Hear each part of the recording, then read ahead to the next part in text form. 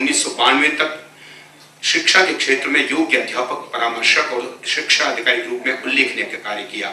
सामाजिक, साहित्यिक और सांस्कृतिक कार्यों में आपकी विशेष रुचि रही है। राजस्थानी भाषा साहित्य एवं संस्कृति अकादमी के सचिव के रूप में राव बीकाजी संस्थान बीकानेर, श्री जुबली नागरी भंडार बीकानेर के ट्रस्टी के रूप में और आचार्य रघुनाथ ट्रस्टी के सचिव के रूप में आपने महत्वपूर्ण योगदान दिया। आपके पुत्र श्री आनंद आचार्य, जो स्वयं भी एक साहित्यकार हैं, अच्छे गजल लिखने वाले हैं, आप ये सम्मान ग्रहण कर रहे हैं। विद्यासागर जी अस्वस्थ होने की वजह से हमारे बीच नहीं आ सके।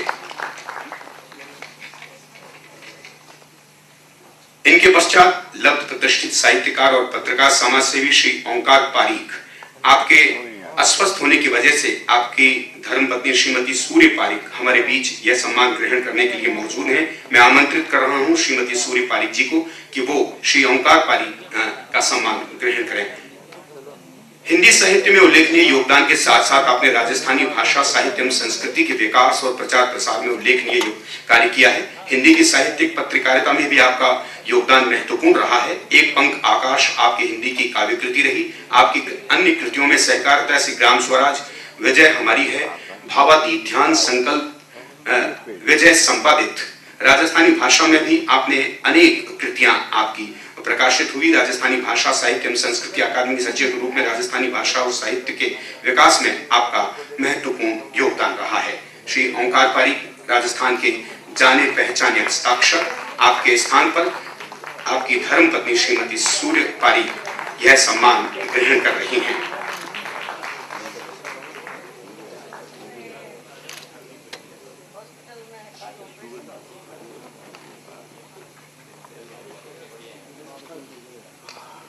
श्रीमती सूर्य पारीक अमृत सम्मान ग्रहण कर रही हैं। श्री ओंकार पारीक की धर्मपत्नी हैं आप,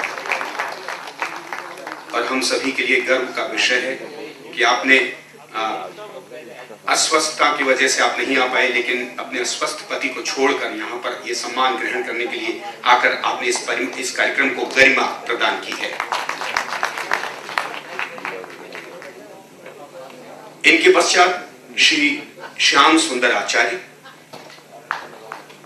लब्ध प्रतिष्ठित पत्रकार। आपका जन्म 1 फरवरी 1938 को जैसलमेर में हुआ। आपने हिंदी की साहित्यिक पत्रकारिता को अपनी योग्यता और कार्यकुशलता से नई ऊंचाइयां और विविध आयाम प्रदान किए। एक प्रशिक्षित युद्ध संवाददाता के रूप में आपने भारत चीन युद्ध 1962, भारत पाक युद्ध 1965 और 71 में अत्यंत सटीक और जीवंत प्रसारण किया। आपने देश के महत्वपूर्ण समाचार पत्रों और समाचार एजेंसियों के प्रमुख पदों पर कार्य करते हुए पत्रकारिता के कार्य को महत्वपूर्ण बनाने में अहम योगदान दिया।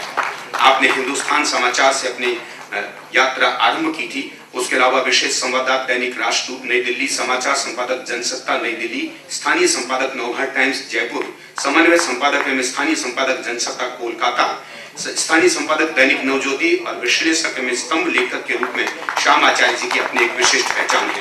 आपको माणिक पुरस्कार, तिलक पत्रकारिता पुरस्कार, झाबरमल्ल शर्मा पुरस्कार प्राप्त है। आपने शहीद सागरमल गोपाल पर पुस्तक की रचना की। आपके अनेक लेख, कहानियां और फीचर प्रमुख पत्र पत्रिकाओं में प्रकाशित हुए। ऐसे हैं हमारे श्याम आचार्य जी। इनके पश्चात अमृत सम्मान के लिए अगली कड़ी में स्वतंत्रता सेनानी एवं दलितों की सेवा में अपना समस्त जीवन समर्पित करने वाले श्री नरसिंह देव गुजराती को सम्मान दिया जा रहा है।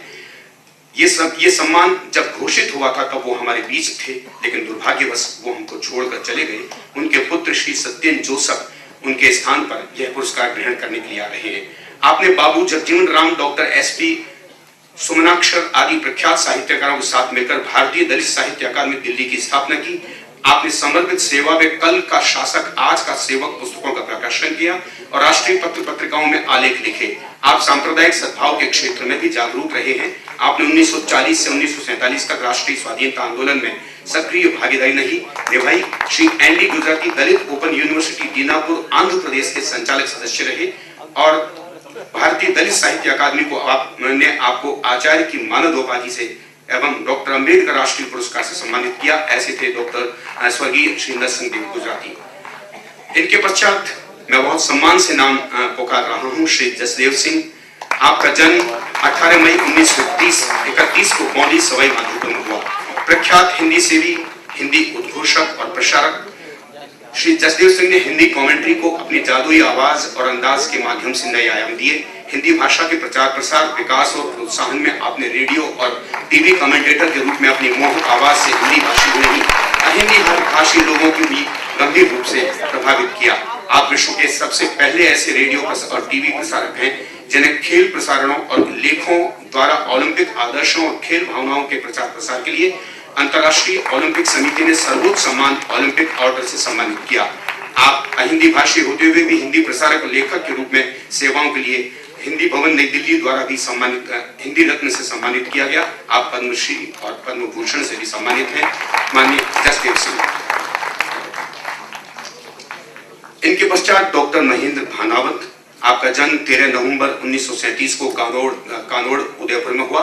लब्ध प्रतिष्ठित साहित्यकार और प्रख्यात लोक कलाविद डॉक्टर महेंद्र भानावत का जन्म 13 नवंबर 1933 को हुआ।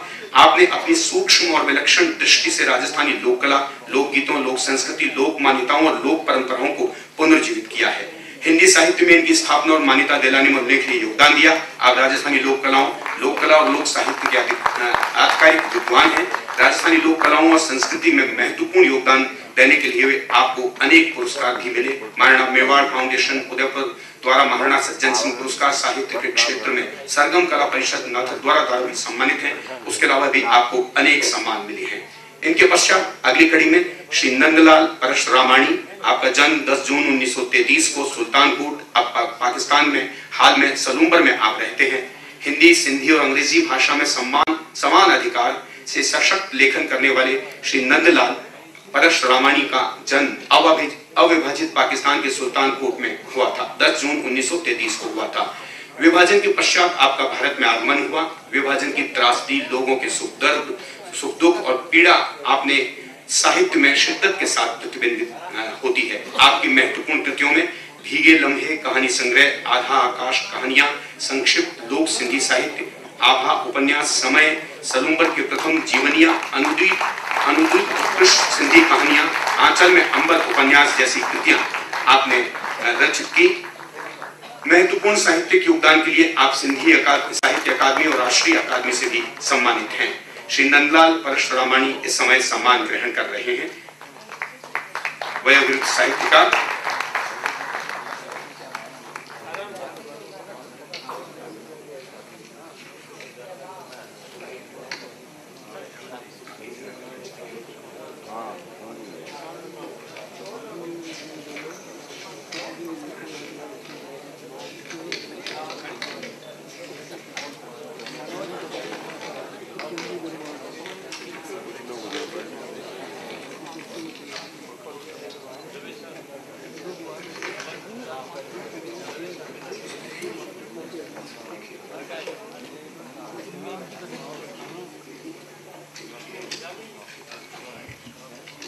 आपकी प्रारंभिक शिक्षा बूंदी में हुई। अहमदाबाद में सरे शाह लॉ कॉलेज से आप विधि स्नातक रहे।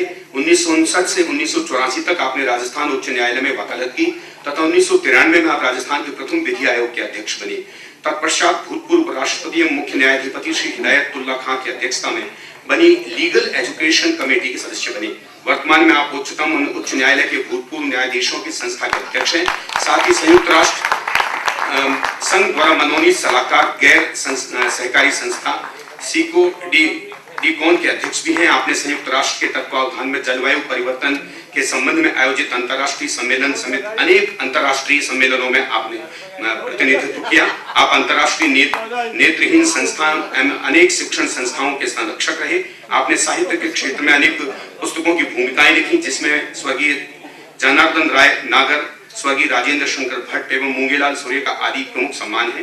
राजस्थान साहित्य अकादमी आपको वर्ष 12-13 के अमृत सम्मान से सम्मानित करते हुए गौरवान्वित महसूस कर रही है। इनके पश्चात श्री प्रकाश परिमल। आपका जन्म 26 नवंबर 1936 को बीकानेर में हुआ। शोध अनुसंधान, ग्रंथ प्रकाशन, संपादन, कला और संस्कृति के क्षेत्र में महत्वपूर्ण हस्ताक्षर श्री प्रकाश परिमल का जन्म 26 नवंबर 1936 को बीकानेर में हुआ। आपने राजस्थान विश्वविद्यालय से अनुसंधान एवं संदर्भ प्रकोष्ठ के प्रभारी अधिकारी के रूप में प्रकाशन, आलेख संपादन का महत्वपूर्ण कार्य किया। आप द्वारा सृजित अनेक महत्वपूर्ण ग्रंथ हैं, जिनमें भारतीय संस्कृति की रूपरेखा, लोक संस्कृति, रूप और दर्शन, उपलब्धियों का एक वर्ष, छूटी हुई स्मृति कहानी, दर्शन, संवेदन, इति, रचेगा संगीत, अकविता और कला संदर्भ।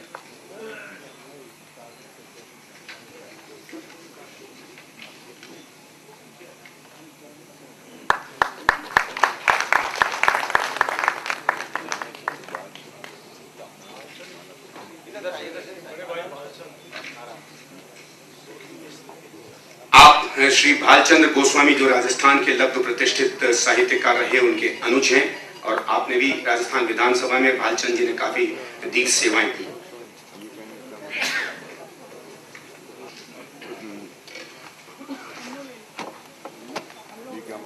और अब मैं न्यायमूर्ति जस्टिस सिंघवी से विनम्र आग्रह करूंगा कि वो इस समारोह में सुश्री गुरजोत कौर तत्कालीन प्रमुख शासन सचिव कला साहित्य एवं संस्कृति विभाग को शॉल भेंट कर उनको सम्मानित करें।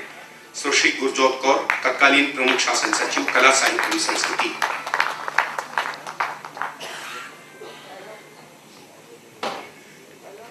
उच्चतम न्यायालय में माननीय न्यायाधिपति जस्टिस सिंघवी आपको शॉल भेंट कर सम्मानित करेंगे।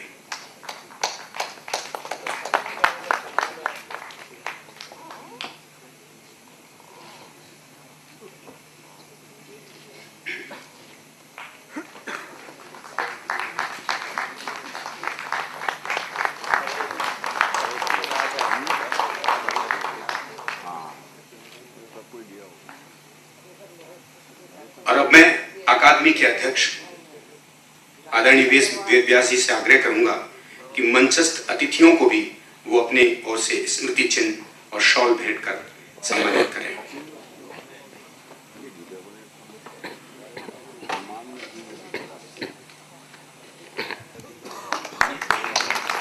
आज के समारोह के मुख्य अतिथि उच्चतम न्यायालय नई दिल्ली में न्यायमूर्ति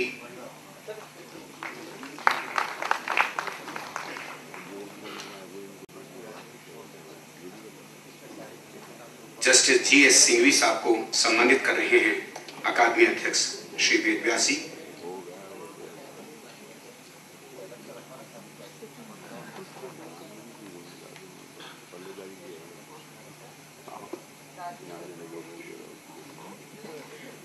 माननीय मुख्यमंत्री महोदय का सम्मान कर रहे हैं शॉल उठाकर और स्मृति चिन्ह लेकर।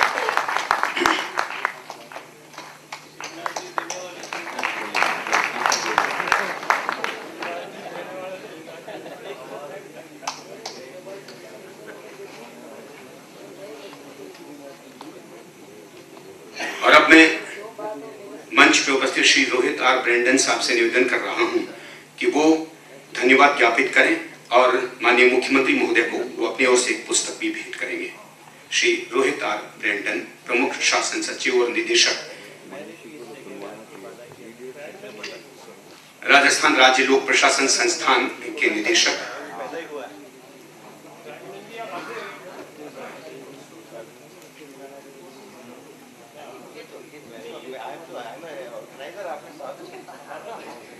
रोहित आर ब्रेंडन साहब का भी सम्मान किया जा रहा है अकादमी अध्यक्ष श्री वेद व्यास द्वारा। आपको शॉल ओढ़ाकर स्मृति चिन्ह भेंट कर